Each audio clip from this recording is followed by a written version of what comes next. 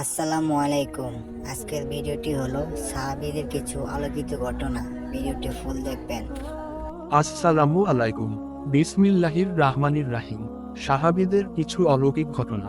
নবী রাসূল ছাড়াও বহু সৎকর্মশীল ব্যক্তির মাধ্যমেও অলৌকিক ঘটনা প্রকাশিত হয়। ইসলামের পরিভাষায় এটাকে কারামত বলা হয়। যেমন মারিয়াম নবীর ঘটনা ও আসহাবে কাহফের ঘটনা পবিত্র কোরআনে বর্ণিত হয়েছে। এখানে মহানবী সাল্লাল্লাহু আলাইহি ওয়াসাল্লামের কয়েকজন সম্মানিত সাহাবীর কয়েকটি বিস্ময়কর ঘটনা তথা কারামত তুলে ধরা হলো। লাঠি থেকে আলোর বিচ্ছুরণ। আনাস রাদিয়াল্লাহু আনহু থেকে বর্ণিত, রাসূল সাল্লাল্লাহু আলাইহি ওয়াসাল্লাম বলেছেন, তার কাছে এক অন্ধকার রাতে উসাইদ বিন হুজাইর রাদিয়াল্লাহু আনহু ও আব্বাদ বিন বিশর রাদিয়াল্লাহু আনহু অবস্থান করেন। এরপর রাসূল সাল্লাল্লাহু আলাইহি ওয়াসাল্লামের কাছ থেকে তারা বেরিয়ে যান। তখন তাদের একজনের লাঠি থেকে আলোর বিচ্ছুরণ শুরু হয়। উভয়ে সেই আলোতে চলতে থাকেন। যখন পথ ভিন্ন হয়ে পড়ে তখন উভয় নিজের লাঠির আলোতে চলতে থাকেন। সহিহ বুখারী হাদিস 3805। কোরআন শুনতে ফেরেশতাদের বীর উসাইদ বিন হুজাইর রাদিয়াল্লাহু আনহু বর্ণনা করেছেন, এক রাতে তিনি কোরআনের সূরা বাকারা তিলাওয়াত করছিলেন। পাশেই তার ঘোড়া বাঁধা। হঠাৎ ঘোড়াটি লাফিয়ে ওঠে। তিনি চুপ করলে ঘোড়াও স্থির হয়। তিনি আবার পড়া শুরু করলে ঘোড়াও লাফিয়ে ওঠে। আবার চুপ হলে ঘোড়াও স্থির হয়। তিনি আবার পড়া শুরু করলে ঘোড়াও লাফিয়ে ওঠে। আবার চুপ হলে ঘোড়াও স্থির হয়। এবার তিনি থামলেন। তার ছেলে ইয়াহুয়া ঘোড়ার পাশে ছিল। ছেলের ক্ষতির আশঙ্কা করে তাকে দূরে সরিয়ে নেন। অতঃপর আকাশের দিকে মাথা তুলে কিছু একটা দেখেন। সকালে মহানবী সাল্লাল্লাহু আলাইহি ওয়াসাল্লামের কাছে তিনি পুরো ঘটনা বর্ণনা করেন। ঘটনা শুনে নবী করিম সাল্লাল্লাহু আলাইহি ওয়াসাল্লাম বলেন, হে ইবনে হুজাইর, তুমি পড়তে থাকতে। হে ইবনে হুজাইর, তুমি পড়তে থাকতে। তিনি বলেন, হে আল্লাহর রাসূল, আমার ভয় হচ্ছিল ঘোড়া আমার ছেলে ইয়াহুয়াকে পদদলিত করবে, কেননা সে ঘোড়ার কাছেই ছিল। তাই ছেলের কাছে যাই। এরপর আমি মাথা ওপরে তুলে আকাশে একটা কিছুর ছায়া দেখতে পাই। তাতে অনেক বাতি ছিল। এরপর আমি বের হলে আর কোনো কিছু দেখিনি। রাসূল সাল্লাল্লাহু আলাইহি ওয়াসাল্লাম বলেন, তুমি জানো এসব কি ছিল? তিনি বলেন, না। রাসূল সাল্লাল্লাহু আলাইহি ওয়াসাল্লাম বলেন, তারা ফেরেশতা ছিল। উমার আওয়াজ শুনে কাছে এসেছে। তুমি পড়তে থাকলে মানুষ তাদের দেখতে পেত। তারা মানুষের আড়ালে থাকতো না। সহিহ বুখারী হাদিস 5018। অমৌসুমি ফল দিয়ে বন্দি সাহাবীর আহার। খুবাইব বিন আদি রাদিয়াল্লাহু আনহুকে কুরাইশরা বন্দি করে।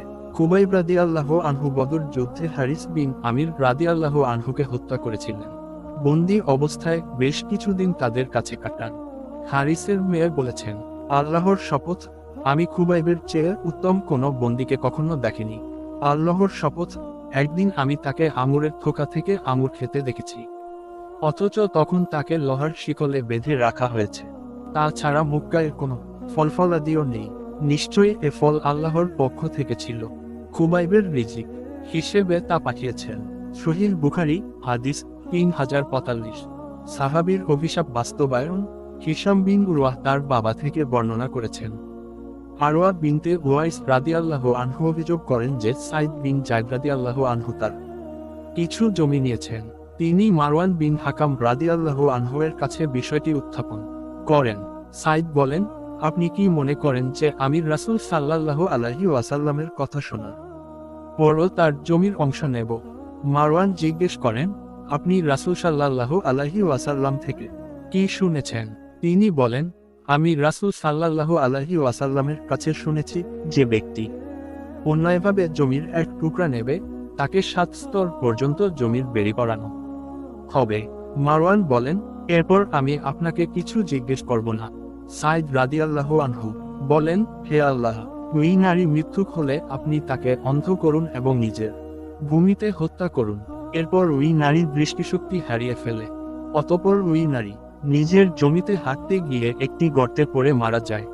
সহিহ মুসলিম হাদিস 1610। মিথ্যা অভিযোগে বৃদ্ধির শাস্তি। জাবির বিন সামুরা রাদিয়াল্লাহু আনহু বর্ণনা করেন, ওমর রাদিয়াল্লাহু আনহুয়ের শাসনামলে কুফার কিছু লোক সাদ রাদিয়াল্লাহু আনহুয়ের বিরুদ্ধে মিথ্যা অভিযোগ করে যে সাদ জিহাদে অংশ নেয় না, সমানভাবে গঠন করে না, ন্যায়নিষ্ঠার সঙ্গে বিচার করে না। এ কথা শুনে সাদ রাদিয়াল্লাহু আনহু বলেন, আল্লাহর শপথ, আমি 3টি দোয়া করছি। হে আল্লাহ, আপনার এই বান্দার লৌকিকতা ও অহংকারবশত মিথ্যা কথা বললে আপনি তার জীবন দীর্ঘ করুন, তার অভাব দীর্ঘ করুন এবং তাকে বিভিন্ন পরীক্ষায় নিপতিত করুন। ওই লোককে জিজ্ঞেস করা হলে সে বলতো, পরীক্ষায় নিপতিত অশীতিপর বৃদ্ধ সাদ আমাকে অভিশাপ দিয়েছে। আব্দুল মালিক বর্ণনা করেন, পরে আমি ওই লোককে দেখেছি যে বার্ধক্যে তার ভ্রু চোখের উপর নই পড়েছে। এছাড়া সে রাস্তায় তরুণীদের চোখের ইশারায় চিমটি কাটত। সহিহ বুখারী, হাদিস 755।